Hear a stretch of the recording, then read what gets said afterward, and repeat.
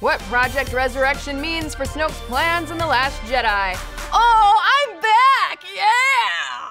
Whether it's the Sith, the Empire, or the First Order, the bad guys of Star Wars always seem to make a comeback. Like me! Sure, they may suffer humiliating defeat after humiliating defeat at the hands of bleached blonde farm boys and outer space teddy bears, but somehow it's never too long before they're once again ruling the galaxy with an iron fist. But how do they keep finding their way back from the brink of destruction? Well, that question is at the heart of a brand new Star Wars conspiracy theory, and it all starts with something called Project Resurrection. Now, before we get too far into today's episode, let's just blanket the screen with a liberal dose of spoiler warnings, because if we are right, this could spoil the hell out of The Last Jedi, as well as the single-player campaign of Battlefront 2. Ready? What? Good, here we go. So, what is Project Resurrection? The internet has been on the case ever since it was mentioned in Star Wars Battlefront 2, which was just released for PlayStation 4, Xbox One, and PC. The game chronicles the rise of the First Order from the ashes of the Empire, starting at the very end of The Return of the Jedi with the destruction of the Death Star 2 and ending just before the events of The Force Awakens.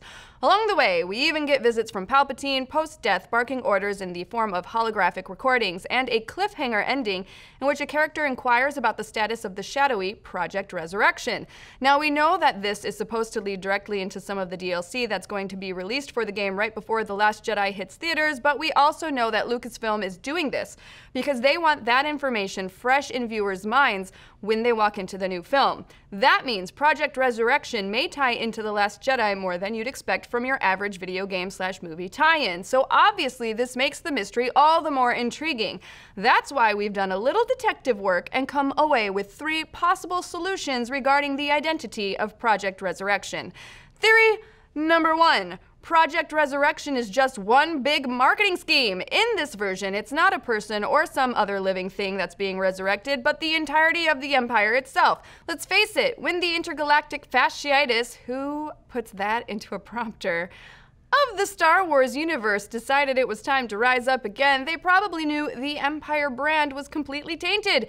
It's hard to get defeated by Ewoks and have anybody respect you anymore. That's why they opted for the First Order rebranding. But now that they're in charge again, maybe they realize it's time to drop the charade, tomato, charado, step up to the mic and say loud and proud, "Hey guys, we're the Empire. We've always been the Empire. Deal with it." Now, we will say this is the most unlikely of our 3 theories. We can't see the game's cliffhanger hinging entirely on notes from the First Order's image consultants, but it's a slight possibility, so we had to mention it. Theory number 2, look out y'all, Palpatine is coming back. If there is one Star Wars character who we could easily imagine getting resurrected, it's Emperor Palpatine. Heck, we don't even have to imagine it. It was a favorite topic of the expanded universe for years upon years, and while all that may have been jettisoned out of proper continuity, we could definitely see Disney incorporating some of the ideas into the new movies. Plus, as we pointed out, the game begins with a direct order from a post-death Palpatine. Now, the storyline is clearly concerned with his legacy. It seems like the natural endpoint of that would be to actually bring him back to life via cloning, because we really haven't seen enough of that in Star Wars. Yep. Of course, if he's actually in The Last Jedi and we don't know, it may be the best kept spoiler in the history of Star Wars, or at least the best kept secret since the advent of the internet. And that's why our number 3 theory is our top pick of the pack. Snoke will be the beneficiary of Project Resurrection. And yeah, we know Snoke ain't dead, so he can't technically be resurrected, but we think he's close enough to count. The dude is super old, and Andy Serkis described him as vulnerable in an interview, so we could definitely see him looking for a way to ensure his health.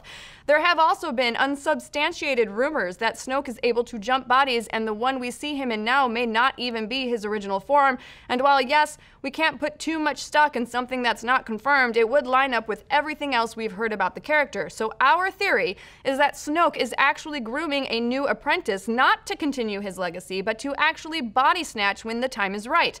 The obvious candidate for this is Kylo Ren, or it was, until Rey came on the scene. Now we're thinking Snoke may be looking at her as a possible body double instead. In another recent interview, Daisy Ridley even said that her experience with Snoke would be a test for Rey. Maybe this test is to see if she's a viable candidate for a mind meld. It would help explain why Rey and Kylo seem to be teaming up by the end of The Last Jedi, discovering they're both just empty Jar Jars. Jar Jars for Snoke to dump his consciousness into would bind them pretty quick. But what do you folks think? Do you have any other theories about what Project Resurrection could possibly be? And how much do you think Battlefront 2 will actually tie directly into The Last Jedi? Let's discuss. Be sure to like and subscribe, and hey, don't forget to join us on Monday for a special edition of Nerdist News Talks Back. We're going live at 11 a.m. Pacific to break down the Justice League movie. We're getting spoilery with it, so be ready. We will see you guys Monday at 11.